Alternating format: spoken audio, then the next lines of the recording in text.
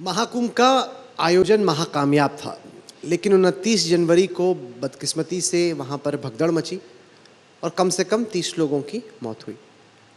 विपक्ष ने बहुत ज़ोरों से ये मुद्दा उठाया कि योगी आदित्यनाथ जी की सरकार जानबूझकर डेथ टोल को कम बता रही है, कि जितनी लाशें गिनी गई उनसे बहुत कम आपकी सरकार ने बताया कि ऑफिशियल डेथ टोल है।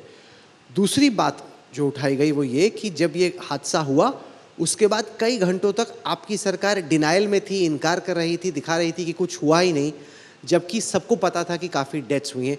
इन दोनों चीज़ों पर आपका क्या कहना? देखिए, घटना मौनी अमावस्या को दुर्भाग्यपूर्ण थी और उस दुर्भाग्यपूर्ण घटना को लेकर के ये घटना 28 और 29 की रात्रि में 1:15 बजे से लेकर के और 1:30 बजे के बीच में घटित होती है। घटना घटित होती है और उस समय महाकुंभ क्षेत्र का जो महाकुंभ का क्षेत्र था उसमें लगभग 4 करोड़ श्रद्धालु पूरे क्षेत्र में भरा पड़ा था। प्रातः 4 बजे से अमृत स्नान अखाड़ों का प्रारंभ होना था।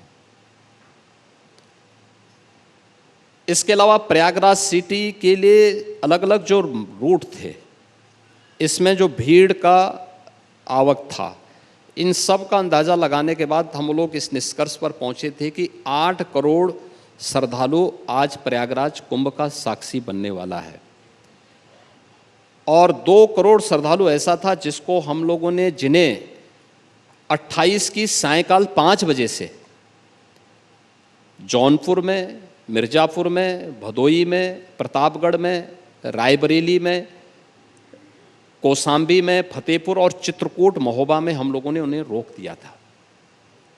इन सभी जनपदों में भी हम लोगों ने होर्डिंग एरिया बनाए थे।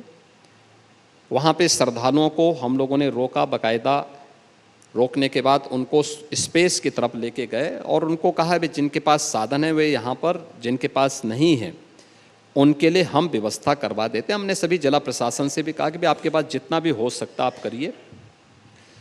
हमारे यहाँ जो भी हो सकता था, कई लोगों ने हलवाई बनाए, कहीं पे बेसिक शिक्षा परिषद के जो रसोइया होते हैं इन्हीं को बुलवा करके और इनके लिए भंडारे चलाए गए। अगले 24 घंटे तक हम लोगों ने इन 2 करोड़ श्रद्धालुओं को यहाँ रोका। 8 करोड़ लोग प्रयागराज में या तो उपस्थित थे या प्रयागराज पहुँचने वाले थे। एक जिम्मेदार सरकार होने के नाते हमारी जिम्मेदारी क्या बनती थी? पहला, दुर्घटना या कोई घटना घटित हुई है, उस घटना में सभी घायलों को हम सुरक्षित ग्रीन कॉरिडोर बना करके हॉस्पिटल तक पहुंचाएं, जिसको कि विदिन 15 मिनट के अंदर उन्हें हॉस्पिटल और फिर मेडिकल कॉलेज में पहुंचाया गया।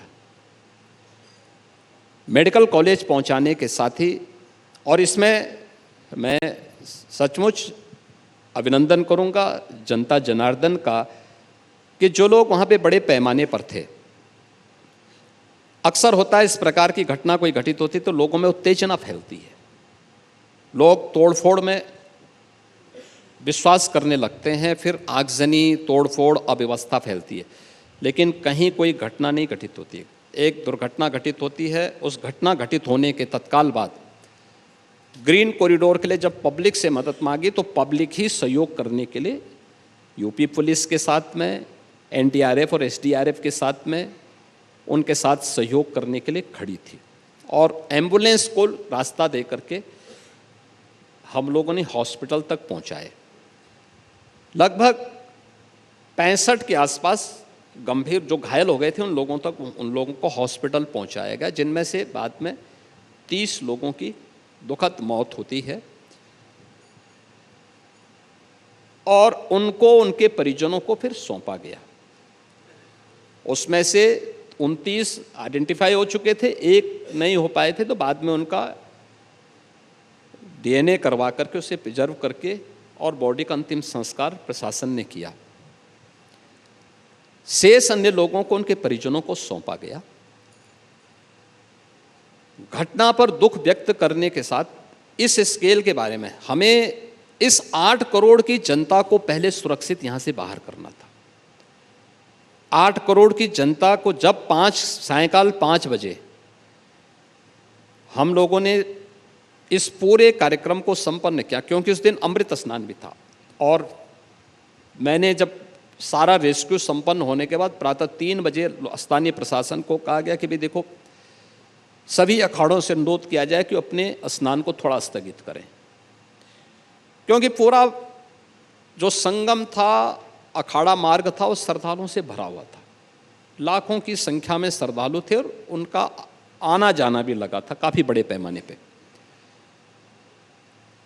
तो मैंने उनको फिर स्वयं भी सभी अखाड़ों से मेरी बात हुई, और मैं धन्यवाद दूंगा सभी अखाड़ों के जो प्रमुख संत थे, उन सब से जिससे भी मेरी बातचीत हुई, उन्होंने इस बात को माना और स्थगित किया अपने आयोजन को। मैंने कहा भी 12 बजे के बाद मैं आपको बताऊंगा, और पूरे दिन भर मुहूर्त है। हम लोग प्रयास करें संगम में पहले श्रद्धालुओं को स्नान करने दो, और संगम में श्रद्धालु स्नान कर लेंगे तो आपको दोपहर में 12 बजे से हम लोग स्नान करवाएंगे। आप लोग 12 बजे के बाद अपनी तैयारी करेंगे। और मैं आभारी हूँ सभी अखाड़ों का, पूज्य संतों का, जिन्होंने जो परंपरा से हटकर व्यापक आस्था को सम्मान करते हुए